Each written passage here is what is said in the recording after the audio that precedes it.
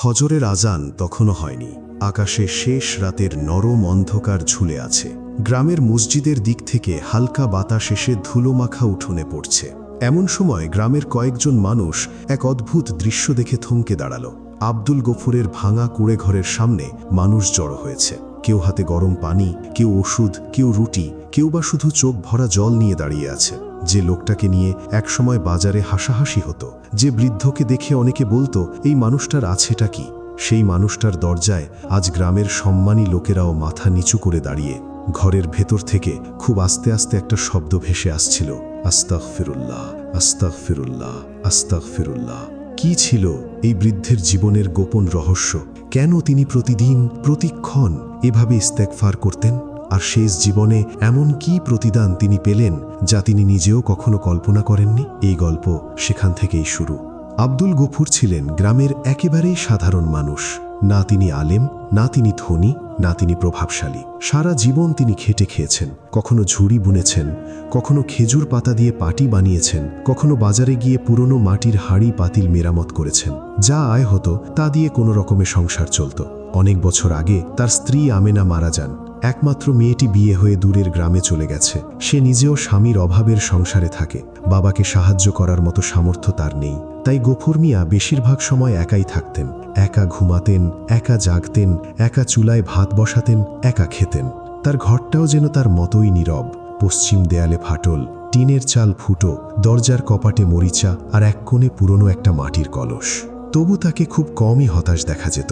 কারো সঙ্গে দেখা হলে তিনি সালাম দিতেন, কারো বাচ্চা কাঁদলে মাথায় হাত বুলিয়ে দিতেন, কারো ঘরে অসুখ হলে খোঁজ নিতে যেতেন। নিজের অভাব নিয়ে খুব কম কথা বলতেন, বরং কেউ দুঃখের কথা বললে তিনি বলতেন, মানুষের দরজা সব সময় খোলা থাকে না রে ভাই, কিন্তু আল্লাহর দরজা কখনো বন্ধ হয় না। গ্রামের মানুষ তার এই কথা শুনে কেউ মুগ্ধ হতো, কেউ অবাক, কেউ বা বিরক্ত।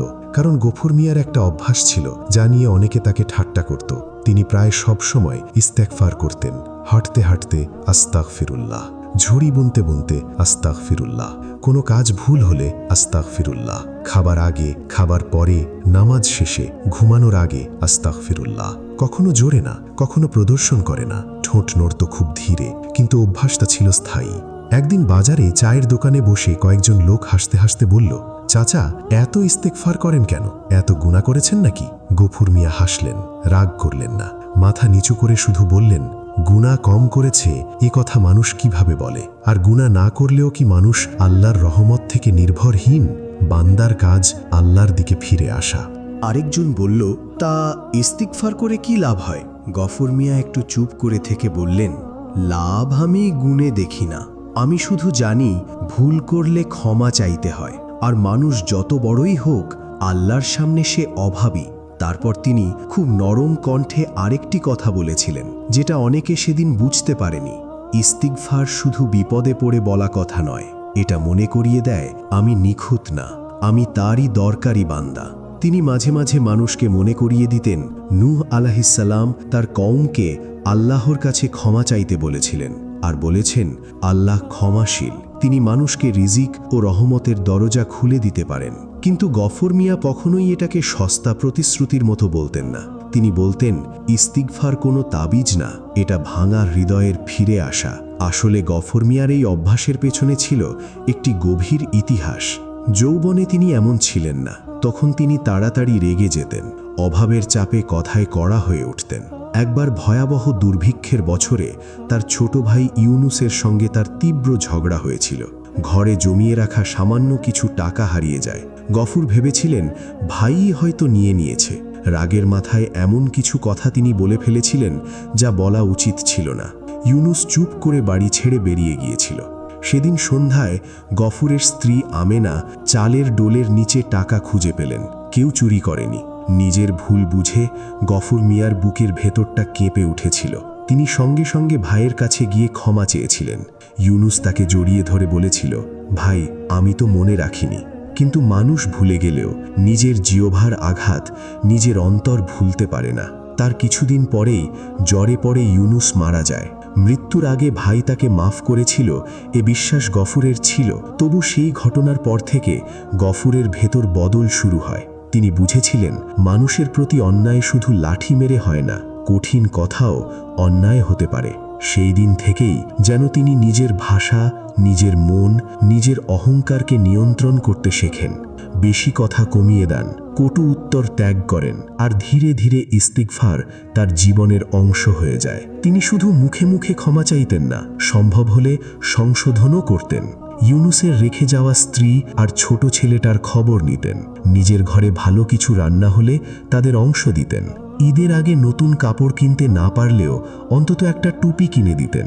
কোনোদিন কারো সামনে এসব বলেননি, কারণ তিনি জানতেন তওবা মানে শুধু আমি দুঃখিত বলা নয়, যতটুকু সম্ভব ভাঙা জায়গা জোড়ার চেষ্টা করা। বছর কেটে গেল। একদিন গ্রামের মসজিদের ইমাম খুতবার পর বলছিলেন, রাসূলুল্লাহ সাল্লাল্লাহু আলাইহি ওয়াসাল্লাম নিজেই দিনে 70-এর বেশিবার আল্লাহর কাছে ক্ষমা চাইতেন এবং তার দিকে ফিরে আসতেন। গফুর মিয়া সেদিন অনেকক্ষণ চুপচাপ বসেছিলেন।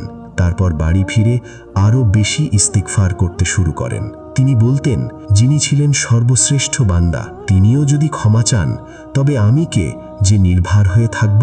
তার ইস্তিগফার কখনো সংখ্যার হিসেব ছিল না। কখনো তিনি তসবিহ গুনতেন, কখনো গুনতেন না।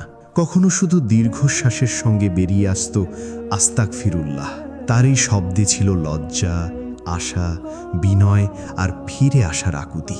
কিন্তু পৃথিবী সবসময় আন্তরিকতাকে বুঝতে পারে না।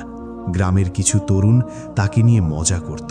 চাচা, এত পড়ে কি পেলেন? আপনার ঘর তো এখনো ভাঙা আছে, দেনা আছে, শরীর খারাপ, তবুও শুধু আস্তাগফিরুল্লাহ। গফুর মিয়া শুনতেন, মুচকি হাসতেন, বলতেন, সব পাওয়া টাকা দিয়ে মাপা যায় না। কেউ কেউ বিরক্ত হয়ে বলতো, তাহলে কি দিয়ে মাপা যায়? তিনি বলতেন, যেদিন বিপদে পড়ে মানুষের বুক ভেঙে যায়, সেদিন বোঝা যায় ভেতরে আল্লাহর উপর ভরসা আছে নাকি শুধু বাহিরে কথা ছিল। মানুষ তখনও বিষয়টা ঠিক বুঝত না। তারপর এলো সেই বড় পরীক্ষা।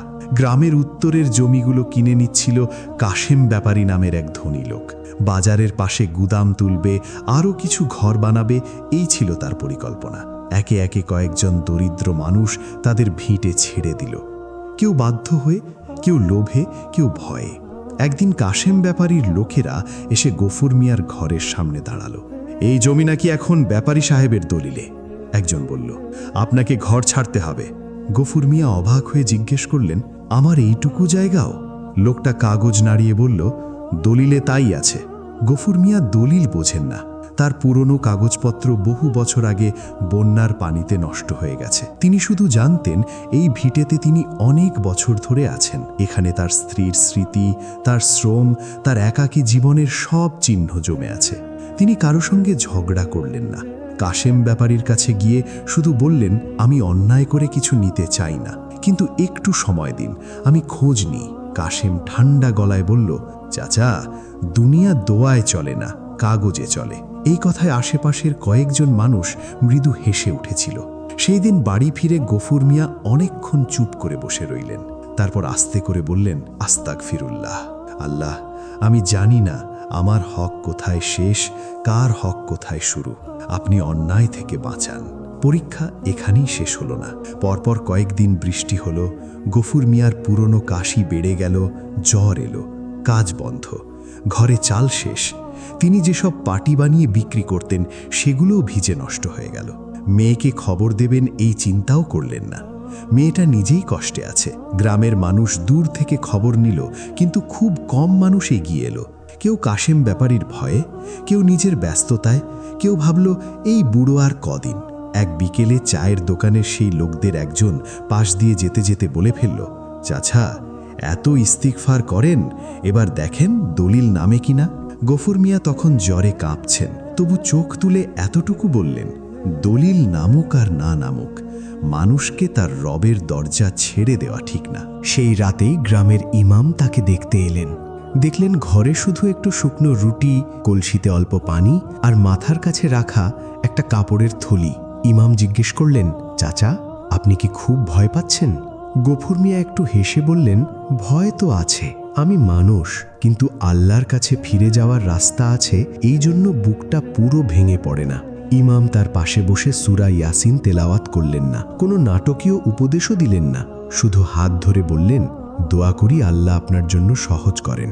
পরদিন সকালে গ্রামের এক কিশোর রাশেদ তার দরজায় এসে দাঁড়ালো। এই রাশেদই একসময় তাকে নিয়ে হাসাহাসি করত। গফুর মিয়ার কাশি শুনে সেদিন জানি কেন তার বুক নরম হয়ে গিয়েছিল। সে এসে বলল, চাচা কিছু লাগবে? গফুর মিয়া তার দিকে তাকিয়ে বললেন, তুই শুধু নামাজটা ঠিক রাখিস আর কারো সঙ্গে কটু কথা বলিস না। রাশেদ অবাক। সে ভেবেছিল বৃদ্ধ নিশ্চয়ই চাল ডাল চাইবেন, কিন্তু তিনি নিজের কষ্টের কথার চেয়ে ছেলেটার আখিরাতের কথাই আগে বললেন। রাশেদ সেদিন খালি হাতে ফিরে যায়নি। সে বাড়ি থেকে মায়ের রান্না করা গরম ভাত নিয়ে এলো। বিকেলে আবার এলো ওষুধ নিয়ে। রাতে ইমাম সাহেবকে খবর দিল। এইভাবেই ধীরে ধীরে কয়েকজন মানুষ জানতে পারল গফুর মিয়ার অবস্থা ভালো না। এদিকে জমির ব্যাপারটা আরও জটিল হয়ে উঠল। কাসেম ব্যাপারী দুদিনের মধ্যে ঘর ছাড়ার কথা জানিয়ে লোক পাঠালো। গফুর মিয়া উঠে বসতে পারছেন না। তখন গ্রামে ফিরল সালেহ। সালেহ কে? অনেকেই প্রথমে চিনতেই পারেনি। সে ইউনুসের ছেলে, গফুর মিয়ার সেই ছোট ভাইয়ের সন্তান। ছোটবেলায় কিছুদিন গ্রামের মক্তবে পরে মামার বাড়ি চলে গিয়েছিল। বহু বছর পর সে ফিরে এসেছে। এখন সে উপজেলা ভূমি অফিসে সহকারী হিসেবে কাজ করে। খবর পেয়ে নয়, অন্য একটি কাজে গ্রামে এসেছে। কিন্তু মসজিদের বারান্দায় বসে যখন সে শুনল গফুর চাচার ঘর নাকি উচ্ছেদ হবে, তখনই ছুটে গেল। গফুর মিয়া তাকে দেখে কেঁপে উঠলেন। সালেহ, তুই? সালেহ ঝুঁকে বৃদ্ধের হাত ধরল। চাচা, চিনতে পেরেছেন? গফুর মিয়ার চোখে পানি এসে গেল। কত বছরের অপরাধবোধ, লজ্জা, স্নেহ সব মিলেমিশে যেন গলায় দলা পাকিয়ে উঠল। তিনি আস্তে করে বললেন, তোর বাবার জন্যে আজও আমি আল্লাহর কাছে ক্ষমা চাই। সালেহ চুপ করে রইল। তারপর বলল, চাচা, আমার বাবা আপনাকে মাফ করে গেছেন একথা আমি মায়ের মুখে কতবার শুনেছি জানেন? আর আপনি আমাদের জন্য যা করেছেন সেটা তো আমরাই ভুলে গেছি। গফুর মিয়া কিছু বললেন না, শুধু চোখ বুজে ফিসফিস করলেন, আস্তাগফিরুল্লাহ। সালেহ জমির কাগজ দেখতে চাইল। কাসেম ব্যাপারীর লোকেরা যে দলিল দেখাচ্ছিল সেটা দেখে তার সন্দেহ হলো, কারণ সীমানার বর্ণনায় অসামঞ্জস্য ছিল। সে পুরনো খাতাগুলো দেখতে চাইল। গ্রামে আগে অনেক লেনদেন লিখে রাখার অভ্যেস ছিল মসজিদের মুয়াজ্জিনের কাছে। কয়েকজন বৃদ্ধকে নিয়ে সে খোঁজ করল।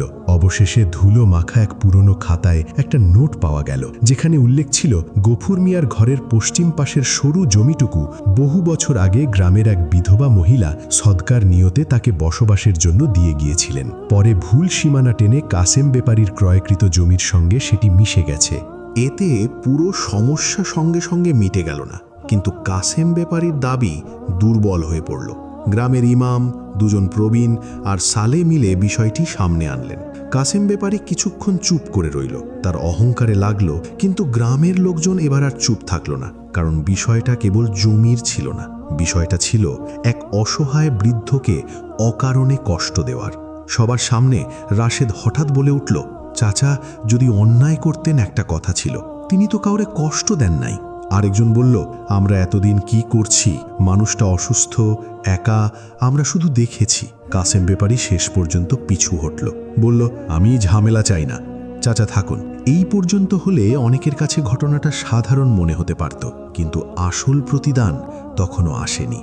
সেদিনের পর থেকে গ্রামের ভেতর একটা পরিবর্তন শুরু হলো। যে রাশেদ একসময় ঠাট্টা করত, সে প্রতিদিন মাগরিবের পর গফুর মিয়ার কাছে বসতে শুরু করলো। তার সঙ্গে আরও 2-4 কিশোর আসতে লাগলো। কেউ কোরআন পড়ত, কেউ শুধু বসে থাকত, কেউ গফুর মিয়ার পুরনো কথা শুনত। বৃদ্ধ তাদের বড় বড় বয়ান দিতেন না, শুধু বলতেন, ভুল করবি তবু ফিরবি, মানুষকে ছোট মনে করিস না, মা বাবার সঙ্গে শক্ত কথা বলিস না, গুনাহকে হালকা ভাবিস না, আবার আল্লাহর রহমত থেকেও নিরাশ হইস না।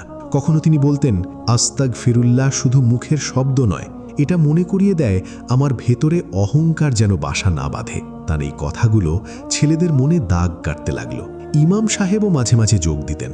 একসময় সিদ্ধান্ত হলো গফুর মিয়ার ভাঙা ঘরের বারান্দাটা মেরামত করা হবে, যেন তিনি রোদ বৃষ্টি থেকে বাঁচেন এবং ছেলেরা বসতে পারে। কেউ বাঁশ দিল, কেউ টিন, কেউ মাটি, কেউ শ্রম। অদ্ভুত ব্যাপার, এই কাজে সবচেয়ে বেশি শ্রম দিল সেই সব মানুষ যারা একসময় তাকে নিয়ে হাসত। গফুর মিয়া বিস্মিত হয়ে সব দেখতেন, বারবার বলতেন, এত করো না বাবা, আমি তো এমন কিছু না। ইমাম সাহেব বললেন, আপনি কিছু না হলে মানুষকে লজ্জা শেখালো কে?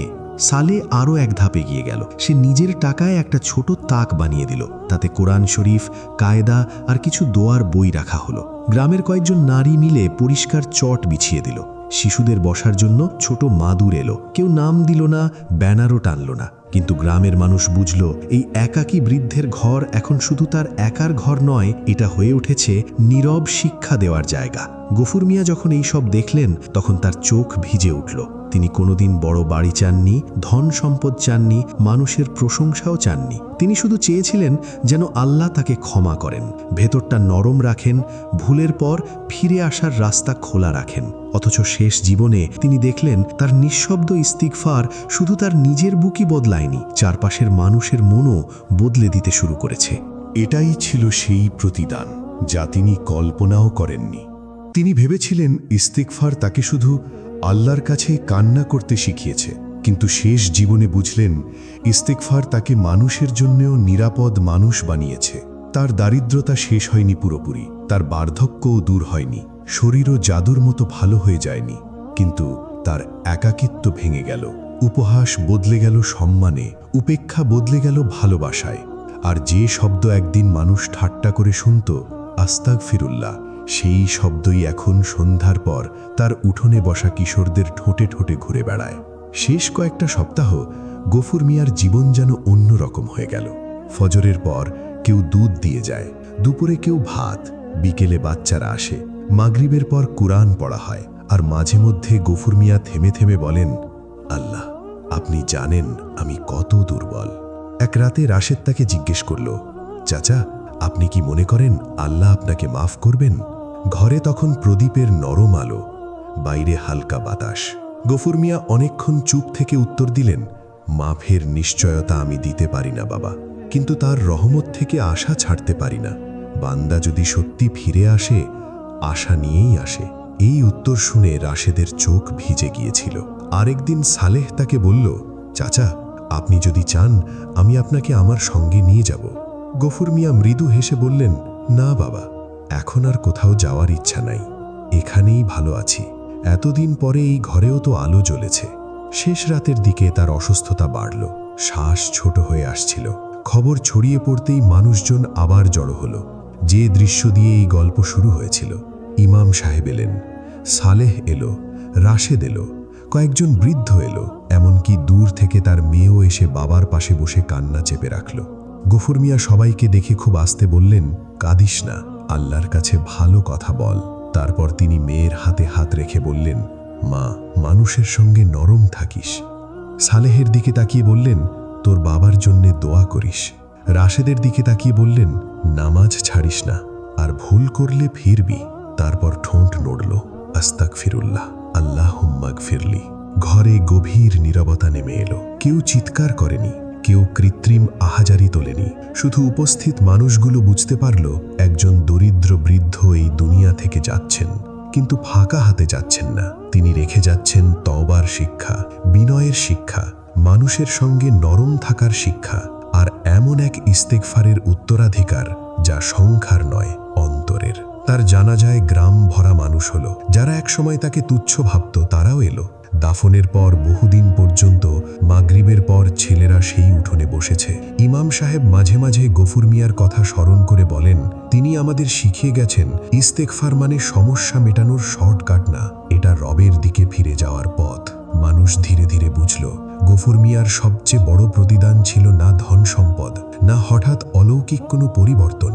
তার প্রতিদান ছিল আল্লাহ তাকে এমন এক হৃদয় দিয়েছিলেন যা কষ্টেও কঠিন হয়নি, এমন এক জিহ্বা দিয়েছিলেন যা ভুল বুঝে নরম হয়েছে, এমন এক শেষ জীবন দিয়েছিলেন যেখানে তার নিঃশব্দ আমল অন্যদের জাগিয়ে তুলেছে। আর এটাই হয়তো মানুষের জীবনের বড় সৌভাগ্য, যখন তার নিজের তওবা অন্যের জন্যেও হেদায়াতের দরজা খুলে দেয়।